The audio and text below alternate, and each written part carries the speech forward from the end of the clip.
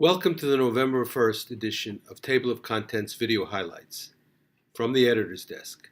Another superb lineup of studies has been published this week, and here's just a sampling. Gifford et al. Studied the role of the temperature-sensitive TRPV channels in responses to alpha-adrenergic stimulation in human skeletal muscle feed arteries. Isolated vessels were stimulated with alpha-1 and alpha-2 agonists. Endothelial function was assessed as well. Temperature sensitivity was assessed in the presence and absence of TRPV4 inhibition. The data show that physiological increases in temperature elicit inhibition of alpha-1 vasoconstriction in human skeletal muscle feed arteries mediated by endothelial TRPV4 ion channels.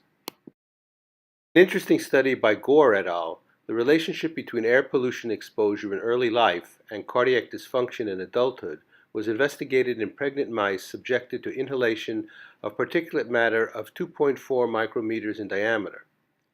Pups born to exposed mice weighed less. As adults, mice exposed to particulate matter in utero had reduced LV fractional shortening and reduced ejection fraction. Similar abnormalities were observed in isolated myocytes from these mice, including slower calcium reuptake. This study points to the potential importance of early life exposure to air pollutants on cardiac function and reserve in adult life.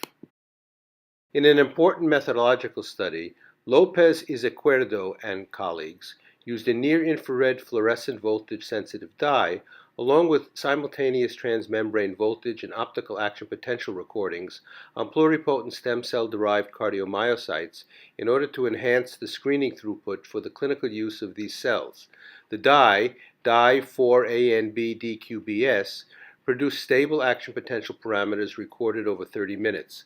Optical action potential recordings appropriately track changes in repolarization induced by pharmacological manipulation. The voltage-sensitive dye allowed for high-precision optical action potential measurements that markedly increased the throughput for electrophysiological characterization of human-induced pluripotent cell-derived cardiomyocytes. Thank you again for joining me on this tour of some of the great papers published this week in AJP-Heart and Circulatory Physiology. We look forward to seeing you again in 2 weeks, and don't forget to send us your best work now.